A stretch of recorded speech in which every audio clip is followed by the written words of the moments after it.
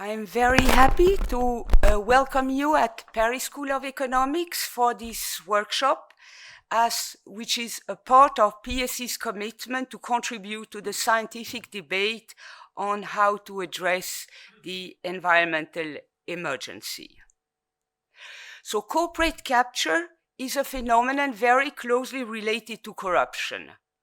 Corruption used to cover so-called government failures expressed in some form of illegal behavior by public officials, granting favors in contravention of the law or extorting funds in exchange for delivering legitimate decision, that is, irregularity in the enforcement of law or the implementation of regulation. In addition, corruption used to be considered mostly an issue for the developing world, where governance is weak due to insufficient transparency and accountability, as well as insufficient resource to secure the rule of law. In the developed world, an effective balance of power, free media, fair election have been quite efficient in containing this form of corruption, even though it remains a problem in some specific area, in particular in procurement. Under the last decades, we are witnessing a growing awareness of corruption as a threat that is taking hold at a higher level of governance. That is, not in the enforcement of the law or implementation of regulation, but in the very shaping of those laws, regulation, and even institutions. Different terms are trying to capture these phenomena. Grand corruption as opposed to petty corruption, political corruption as opposed to administrative corruption, state capture, corporate capture. We opted for corporate capture to emphasize our focus on the activity of corporate and financial actors directed toward higher level of governance. So corporate capture is not a matter of plain illegal activity, but rather a very broad array of influence activities. Clearly, legislative, judicial, and executive bodies have been under the influence of private interest earlier in modern history. What is new and most worrying is the depth and systematic character of this influence in developed democratic countries. So let us now take a look at a graph. So this is the graph. This is the EU Global Corruption Barometer from 2021, which surveyed more than 40,000 people in 27 countries around the globe.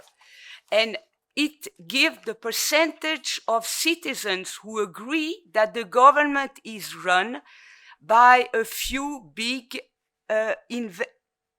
interests looking out for themselves. So what we see immediately is that in the vast majority of countries, there is more than 50% of the people who believe that this is the case. And so the lesson of this investigation is that most people are worried of the relationship between the private sector and their government. Particularly, this is true in all the member states where business executives and banks are viewed as the most corrupt institution. And we see that a staggering 62%, almost 2/3 of the people in Germany, consider that their government are in the hands of big corporations and banks. So during this workshop, we shall first let our distinguished speaker shed light on how basic features of the present economic order enable cooperation and financial actors to exert influence and capture the state.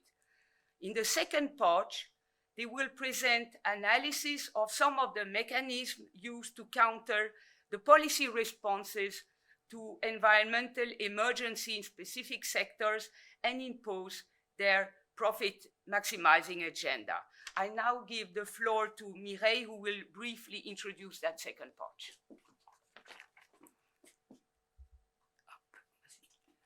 Thank you, Ariane. I am also very happy to welcome you here. This is, in the second part of the workshop, but very soon in the workshop, we will focus on the impact of corporate capture that I use to call more lobbying than simply corporate capture on environmental issues. And in the context of the climate emergency, of the environmental emergency in general, we can observe that the influence of interest groups is perhaps increasingly prominent in the policy in the policy arena. What we can observe is that lobby groups are playing against each other, as in other fields of economic activity. But what is very striking is that governments have been warned by the IPCC, for example, of the climate emergency, but policies are still very difficult to design, to implement, and even in cases where we can think that policies have been effectively designed and will be implemented in order to tackle the climate emergency, lobbies come back. And lobbies can obtain in a few months, industrial lobbies can obtain in few months the result that was difficult to build in several years. It is exactly what happens nowadays with the European agriculture policy. This is what will happen, I fear so, with the ban of combustion engines in Europe, because French or European car makers found more profitable during years to resist regulation and not to invest in research and development in electric cars.